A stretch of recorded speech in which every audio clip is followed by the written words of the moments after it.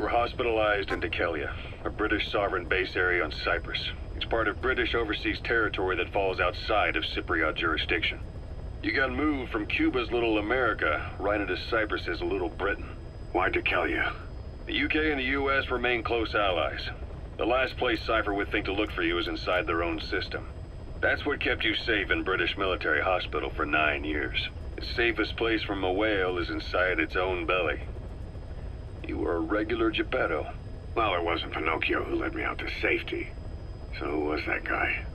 Cypher went so far as to attack British territory, burning their own ally. That's how badly they wanted you dead. He said I was in a British military hospital, but the doctor had a Greek accent. They hire locally. Easier to trust them. Dikelia is also home to Greek Cypriots, after all. What about the Turks? They haven't returned to the south. Not yet. The Cyprus dispute is still a long way from resolved. The country is just as split as it was in '74. Turkish Cypriots in the north, Greek Cypriots in the south. Between them, the Green Line, the UN established. And Dikelia sits right on top of it. It does. Part of the buffer zone between the two groups. Another reason it was the perfect place to hide you. Easy to spot any outsiders snooping around. So how do things stand? Last year, the Turks declared that the Turkish Republic of Northern Cyprus is an independent state, though it's only Turkey that recognizes it. In the past, the Greeks and Turks lived side by side in the same villages. There are reasons to fight. Those came from the outside. Greece, Turkey, Britain, America, they all had their own stake in pitting the two sides against each other. But once you spark something like this, it's impossible to control. Both sides build up grudges like debt, without the foresight to see that each act of revenge just fans the flames, and then it's too late for other nations to rush in with peace talks. The embers keep on smoldering. Each nation's arrogance only breeds anarchy.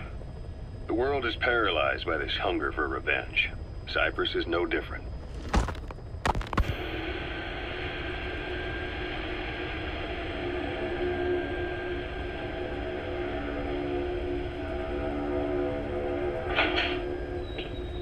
You're up. We're changing ships? We can't go sailing the Suez in a whaler. The Suez Canal. When did they reopen it? Not long after you were attacked. Once they finished sweeping it for mines after the Arab-Israeli conflict. Can you stand? We're going to transfer to a container ship for passage through the Suez. Our destination is Pakistan, Afghanistan's neighbor to the south. There, we disembark and head via Peshawar to the Zero Line, the border. We'll travel to the Khyber Pass by road. And then? We continue on horseback.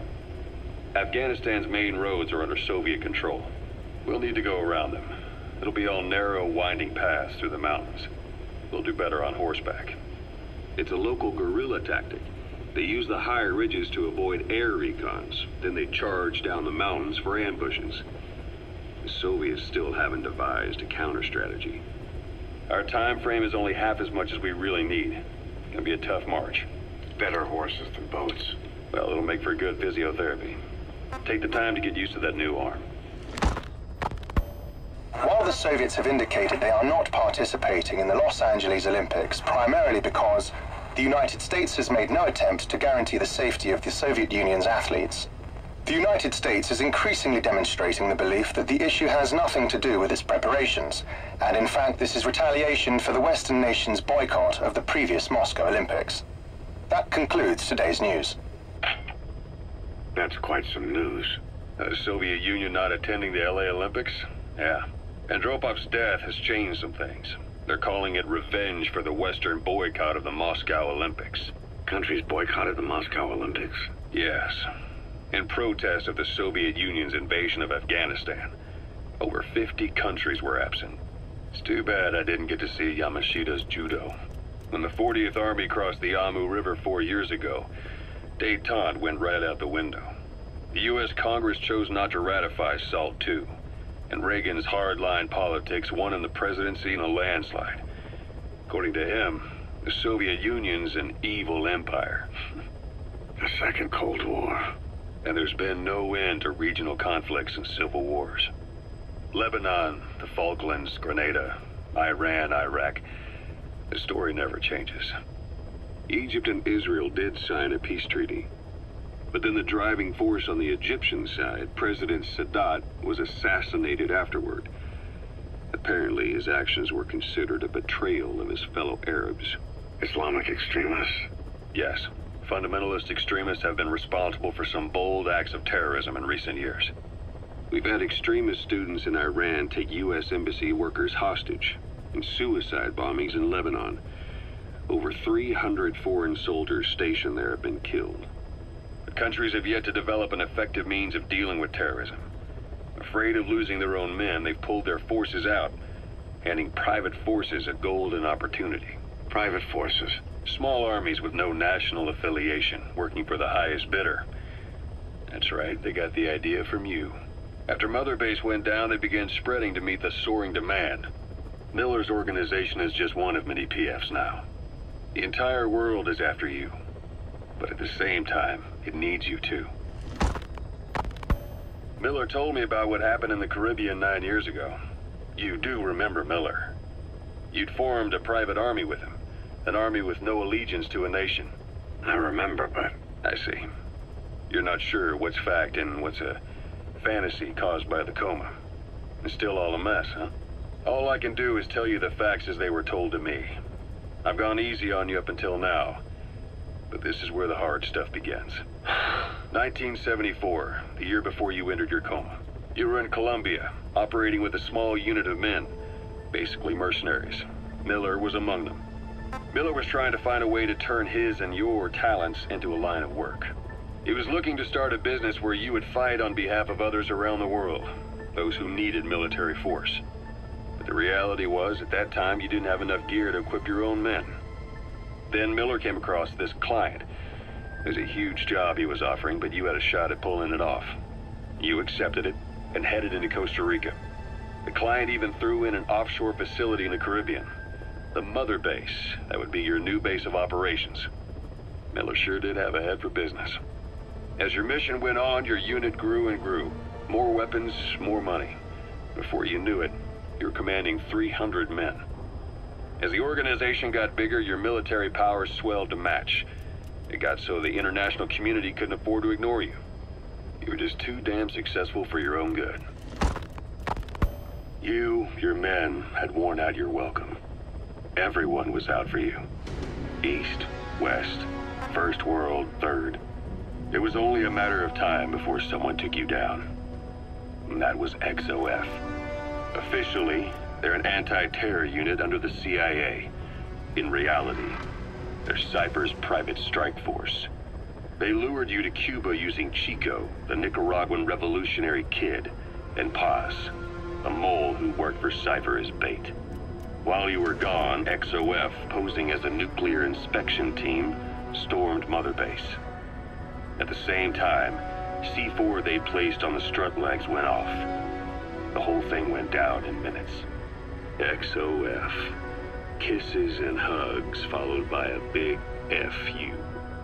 All because of Miller's blind spot. A back door into Mother Base no one suspected. You remember a certain scientist. Huey was responsible for bringing the inspection team on board, giving the enemy a perfect opportunity to hit you at home. You were returning from Cuba when it happened. Mother Base came damn close to taking you with it into the Caribbean. Those of your men out on assignment returned right away. They refused to believe the wreckage in the water they found was Mother Base. But they checked the coordinates again and again, until reality finally settled in. You were supposed to die that day. That was XOF's primary objective. As far as most folks know, you did. The first doctor to see you wasn't even sure what he was looking at. Before they'd even finished operating, your men moved you to that hospital in Cyprus. It was a woman named Eva who arranged that. Rings a bell, huh? Most men in your condition would have been written off right from the start. But you survived. You went straight down to hell, and they pulled you out. Your eye wide open. Full of venom. The days of naked Snake are long gone. Welcome back, Venom Snake. This world still needs you. Here, Snake, try this on. A prosthetic arm. Yeah, Miller was calling it the arm that wasn't there. The physiotherapy's going well. Your arm's bulked up enough for it to fit. There. Perfect. A little time with it, and it'll work better than the real thing. What do you think? Huh. I can still feel my real arm. Well, you better get used to this one quick. You have any pain? Every now and then. Where? My fingertips. My left fingertips. Sounds like phantom pain. Your brain still remembers your old hand. Yeah. What about your vision? Can you see okay? Yeah, at the moment. Now, the shrapnel in your skull is pressing on your optic nerve. I'm told any hard impact could have an effect on your visual cortex. Yeah. The doctor mentioned that. Your brain might process visual information incorrectly. In other words, you could have hallucinations. You might see things that aren't there, or not see things as they really are. You experience any of that? I think so. When? Right after I wake up. Colors look faded. Colors, huh? Well, that's not a major concern in and of itself, but it could mean the difference between life and death in the field. You'll need to watch out for that. I will. All right. You should continue your physio. We'll be arriving soon. It's the last chance you'll get.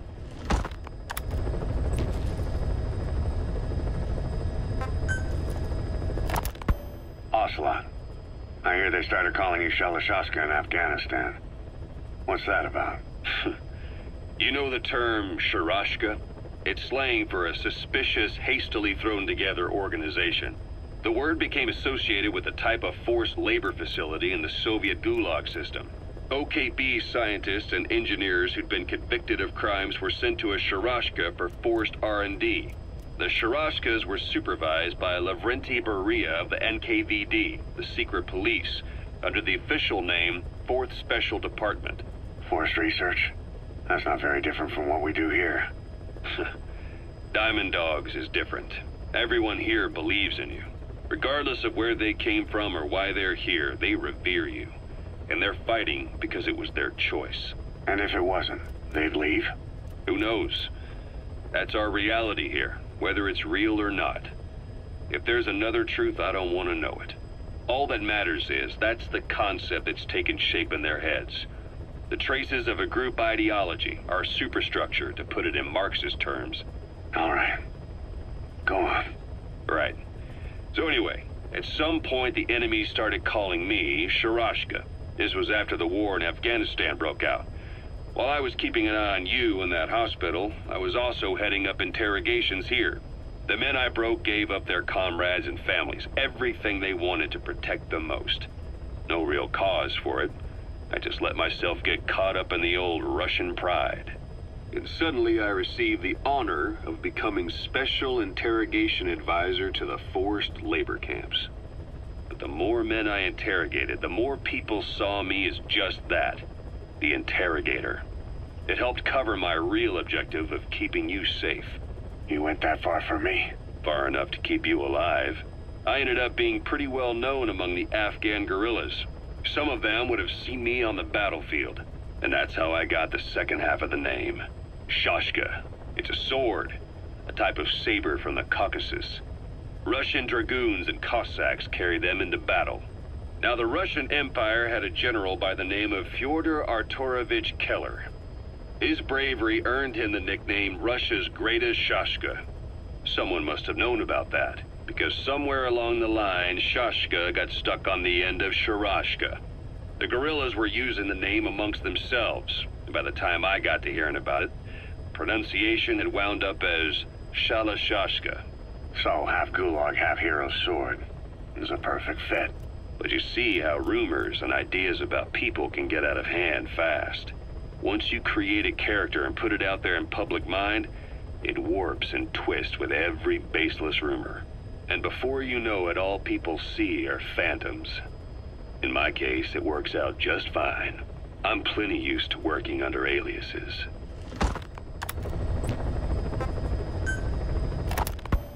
So SALT II still hasn't gone into effect? That treaty was drawn up to limit not just the size of the U.S. and Soviet Union's nuclear arsenals, but also their delivery systems. The whole deal. Just when we thought all those years of negotiations had paid off, somebody decides to invade Afghanistan. The timing couldn't have been worse. The president was in the middle of the SALT II talks back then. You mean while you were busy trying to stop Peace Walker? I heard. President Ford was meeting with the General Secretary in Vladivostok. In his absence, the political brass in America detected what they didn't realize was false nuclear launch data from Peace Walker, and were on the verge of ordering a retaliatory nuclear strike. Coleman's big idea? Humans are incapable of destroying themselves. Turns out he never knew what humans are capable of. If that AI, the boss, hadn't found a way to stop the fake data transmission, they probably would have gone ahead with the launch. Deterrence was revealed as the pipe dream it was. All thanks to you. And her. The U.S.-Soviet talks looked set to fall through. What happened in Nicaragua no doubt helped trigger a change of heart. But in the end... The time's to find the politics. When you've grabbed their tail, they turn and bite your hand. I first met you 20 years ago now. The place was Selenouyarsk in the Soviet Union. We were enemies. I was with the GRU. You were still fighting for America. 1964. Operation Snake Eater. Its objective? The assassination of the legendary soldier known as the Boss. When you returned home successful, they awarded you the title Big Boss. Your CO, Zero, sought to carry on the boss's will by covertly establishing his own organization. You knew the original members from Operation Snake Eater. From America, there was David O, or as he was to you, Major Zero. Donald Anderson, aka Sigint. Dr. Clark, who went by paramedic during the operation. And the fourth, you. From China, there was Eva. And me, Ocelot, from the Soviet Union. 6 in total. To us, government notions of friend and foe were meaningless. As were East and West, we joined forces by our will alone. Our objective was to fulfill the boss's dying wish, to make the world one. And to do it, Zero used the Philosopher's Legacy, the secret war fund you obtained during Operation Snake Eater. This organization would go on to become Cypher. I, on the other hand, was left with the problem. You only recovered half of the legacy. I had to locate the other half myself. When I found the funds, I passed them on to Zero, just as you wanted. I still trusted him in those days. We thought what he was doing was the boss's will, until he started that one project. Les enfants terribles, Zero called it. You parted ways, as did Eva, leaving only Anderson and Clark still with him. I maintained limited contact, although truth be told, we were just keeping tabs on one another. The reason was always you. After you returned to the Army and created Foxhound, you left America. For a time, even I'd lost track of you. I'd imagine Zero did too. You always were the best when it came to hide and seek. Zero created Cypher, an information network to tap into every corner of the globe. Woven together, Cypher's arteries make the world just one big organism. And that's not all. It also monitors the thorn in Zero's side. That's you, tracking your coordinates wherever you might go. The further you strayed from your roots, the larger Zero became. It's as if he was trying to close the gap between you. But before long, he disappeared from public life. Only a few people had direct contact with him. For a time, I was one of them. Then a year after you fell into your coma, he slipped out of sight entirely.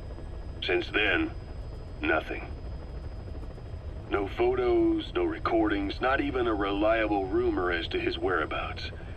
I tried every method I could think of, but Zero was gone. Freed of his control, his creation, his power continued to grow. Cypher is a great beast, and Zero was its spine. But even without him, it's endured, evolved. But now its body is rotting, riddled with parasites. Parasites like the ones who attacked you 9 years ago in the Caribbean, and then at the hospital. Cypher's Black Ops Unit, XOF. They learned where you were and came to wipe the slate clean.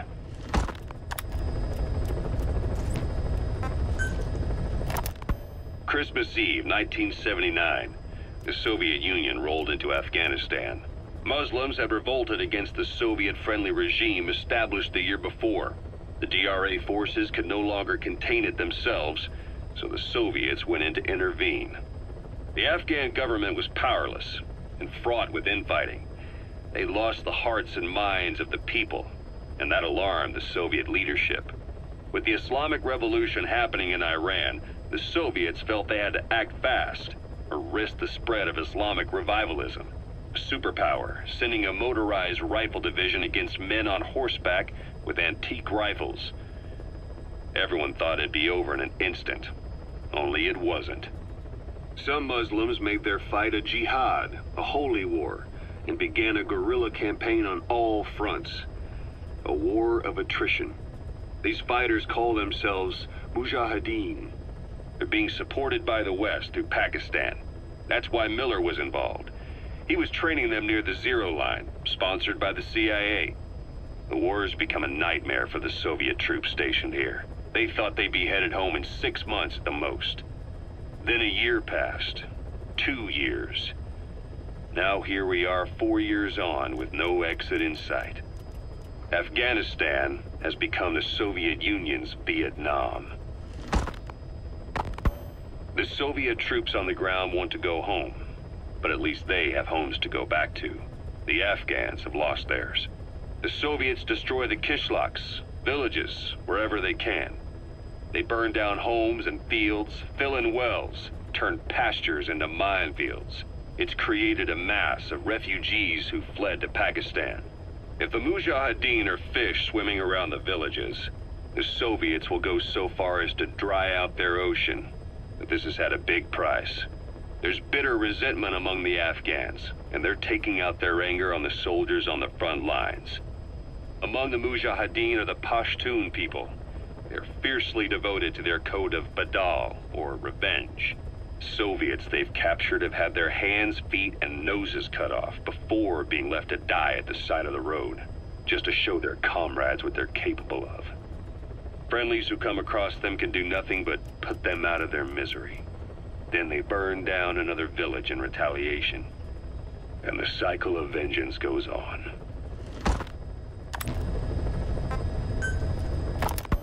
This war, the Kremlin never expected to have this much trouble against the Mujahideen.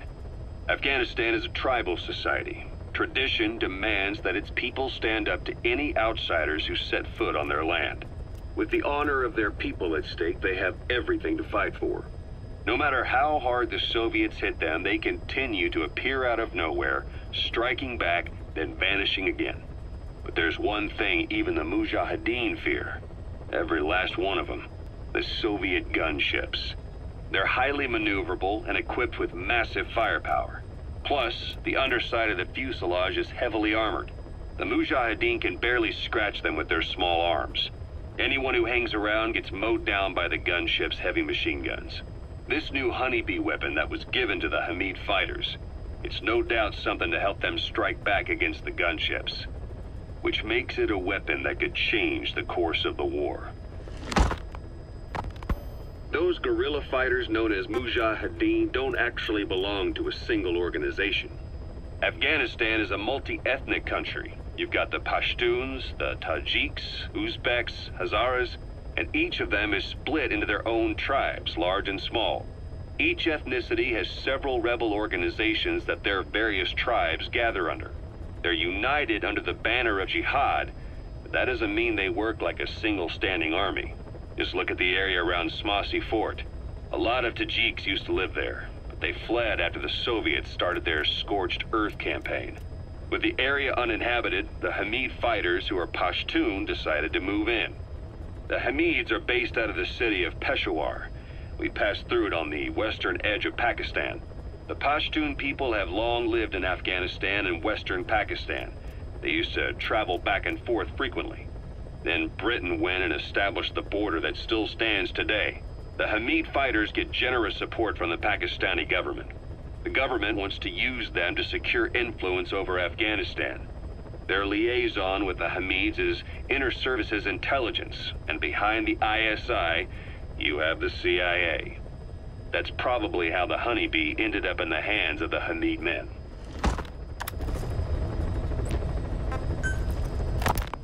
I had the R&D team analyze the Honeybee. How? The CIA wanted it with everything intact. They took it apart to look at it. Then they put it back together. Everything intact. That's the R&D boys, all right. Turns out the Honeybee's homing capabilities are a cut above previous manpads. It can detect a broad range of infrared wavelengths, and even ultraviolet for supplementary guidance. Hence the name, huh? Right. Honeybees rely on UV light to fly. With this device, flares don't do the target any good. That's why the Soviets are losing so many gunships. And why the CIA was so desperate to get it back. It wasn't just about preventing the Soviets from devising countermeasures. What if the likes of Iran got their hands on it? American aircraft would be put at risk too. We can use this tech to develop our own portable missile. That'll give us a huge advantage. It'll take a little time before the analysis results can be applied to actual implementation.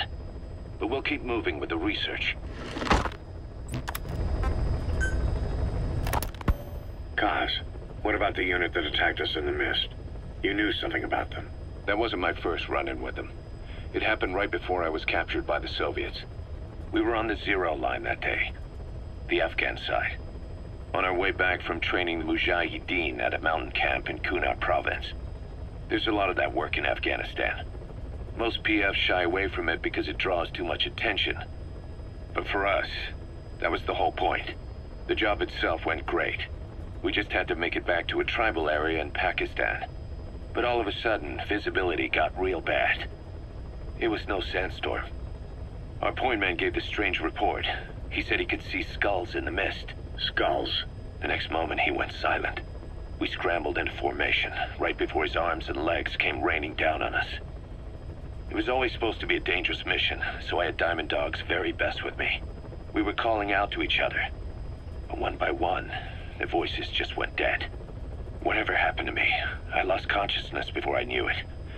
When I came to, I was in a Soviet camp, tied to an interrogation chair. Could they be some new Spetsnaz unit? No. The ones that interrogated me were just the average rank and file. Whatever group attacked us, the way they moved was just insane. And that mist, appearing out of nowhere. The Soviets don't have tech like that. If they did, Ocelot would have heard about it. I doubt the West does either. Otherwise, the folks at Langley would be sleeping a lot easier. Why'd they come after you? Wish I knew. I'm the only one who survived. Though I don't think they planned it that way. If I was their target, they wouldn't have just handed me over to the 40th Army. Whatever the case, we need to watch our step until we know who they really are. And boss, if you ever do run into them again, don't try to take them on. You just get the hell out of there. When I first started dealing with Zero, with Cypher, it was a somewhat parasitic relationship. Though, a mutually beneficial one. Cypher had no army of their own, so they wanted us. They wanted our strength. They approached me as a potential business partner. But they had other motives. Cypher coaxed us into Central America, into that US-Soviet proxy war, to fuel Mother Base's growth. Once we were big enough, they'd force us to join them. That was the plan. That's why they had Paz, still Zeke. Right. And if we refused, she would use Zeke to fire a nuke from Mother Base. The world would consider us a liability, and countries would unite to destroy us. We stopped the launch. And yet they still took us down. Through that fake inspection they orchestrated to cover up their sabotage. That power Cypher wanted. We don't have it anymore. So why are they still after you? Is it just the fear of leaving you alive? I don't know. Was Zero really... All I know is the man I knew wouldn't want this. What do you mean? We have to consider that it might not be Zero we're dealing with.